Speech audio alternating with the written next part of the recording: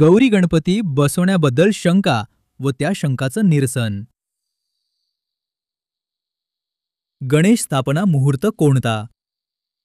गणेश स्थापना हे तिथीप्रधान व्रत असल्यामुळे भाद्रपद शु चतुर्थी दिवसभरात कधीही, पण शक्यतो सूर्योदयापासून मध्यान्हीपर्यंत कधीही स्थापना करता येते.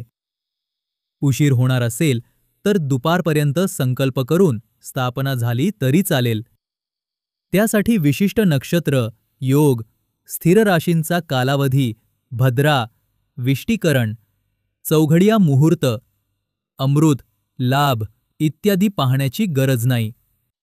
घरातील महिला गर्भवती असल्यामुळे मूर्ती विसर्जन करावे की नाही, याला काहीही शास्त्रीय आधार नाही.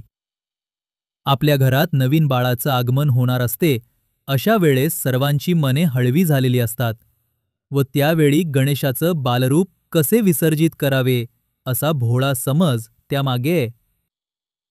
अशौच सोयर व सुतक आल्यास गणपतीनंतर बसवला तर चालेल का? पार्थिव गणपती पूजन हे व्रत आहे, कुलाचार नाही. त्याचा एखाद्या वर्षी लोप झाला तरी चालतो, पुढील वर्षी बसवता येतो.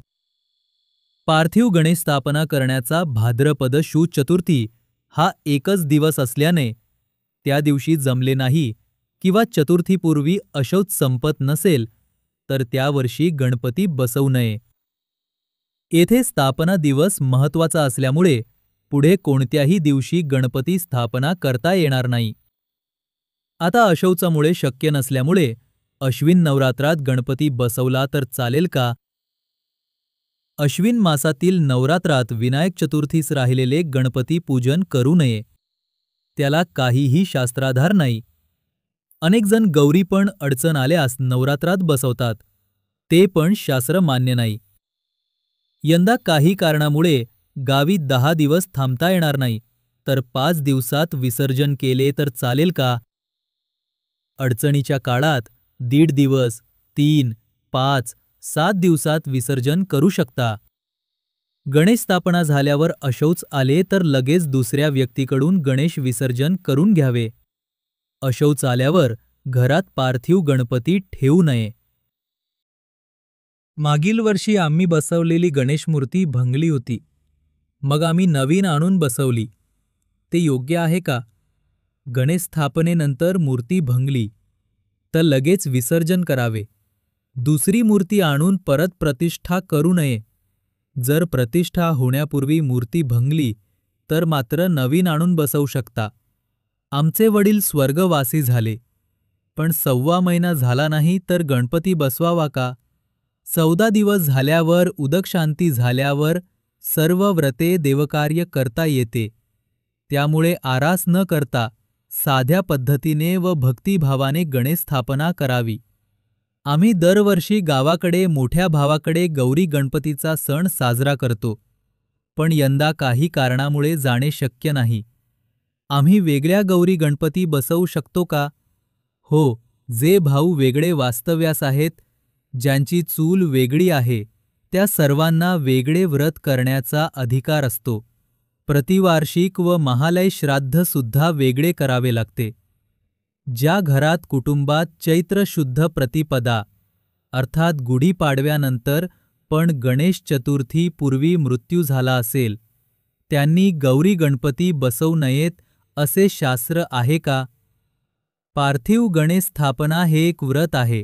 आई वडील गेल्यावर मंगल कार्यासाठी जरी वर्षभर अशौच असले तरी कोणतेही व्रत, उपासना करण्यास काहीच हरकत नाही.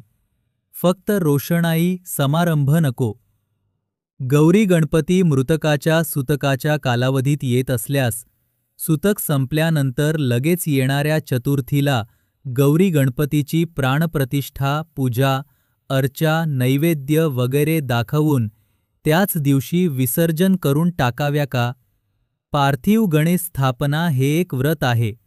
त्यामध्ये विशिष्ट दिवशीच म्हणजे गणेश चतुर्थीलाच स्थापना करावी लागते.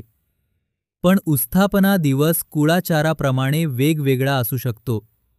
कुणाकडे 1 दिवस, कुणाकडे 5 दिवस, तर बहुतेक ठिकाणी 10 दिवस गणपती असतात. त्यामुळे स्थापनेच्या दिवशी अशौच असल्यास त्या वर्षी व्रताचा लोप करावा, पण पुढील वर्षी हे व्रत चालू ठेवावे.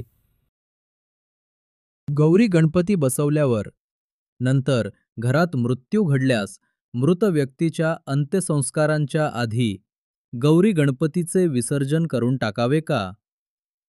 हो. घरामध्ये व्यक्ती मृत झाली की लगेच दुसऱ्या कुटुंबातील कुणाकडूनही गणेश विसर्जन करून घ्यावे. गौरी पण कुणाकडून उत्थापना करून घ्यावी. विसर्जनाचा दिवस शनिवार आल्यास शनिवारी विसर्जन करू नये. दुसऱ्या दिवशी करावे असा काही नियम आहे का? असा कोणताही नियम धर्मशास्त्रात नाही. गणेश व्रताचे विधान ठरलेले असते, त्यात बदल करू नये. गौरी गणपती बसल्यानंतर जर घरातील स्त्री बाळंतीण झाली तर काय करावे? गणेश स्थापनेनंतर घरात सोयर आले तर दुसऱ्या कुटुंबातील कुणाकडून पुढील पूजा आरती करून नंतर विसर्जन करावे. मूर्ती विसर्जनासाठी नेताना घराबाहेर रस्त्यात भंग पावली तर काय करावे? स्थापना केलेली मूर्तीची उत्तर पूजा झाल्यावर भंगली तरी दोष नाही, विसर्जित करावी. 4 भाऊ 4 वेगवेगळ्या गावी राहतात, तर ते 4ही भाऊ आपापल्या घरी स्वतंत्रपणे गौरी गणपती बसवू शकतात का? गौरी गणपती अथवा इतर कुळाचार हे आपल्या मूळ गावी मूळ घरातच साजरे केले पाहिजेत, असा नियम आहे का? ज्यांचा अग्नी वेगळा झाला आहे, व्यवहार वेगळे झाले आहेत, देवघर वेगळे आहे, त्या प्रत्येकाला वेगळे व्रत करण्याचा अधिकार असतो. मूळ गावीच सर्व व्रते करावीत असा कोणताही नियम नाही. एकत्रित का करतात? तर त्यामुळे सर्व कुटुंबातील सदस्य त्या निमित्ताने एकत्र येऊन आनंदात साजरा करतात. एकमेकांना भेटतात, सुखदुःख वाटून घेतात, आनंदात समारंभ साजरा करतात. गणपती बाप्पा मोरया. श्री स्वामी समर्थ. व्हिडिओला लाईक, शेअर आणि कमेंट करून सबस्क्राईब करा.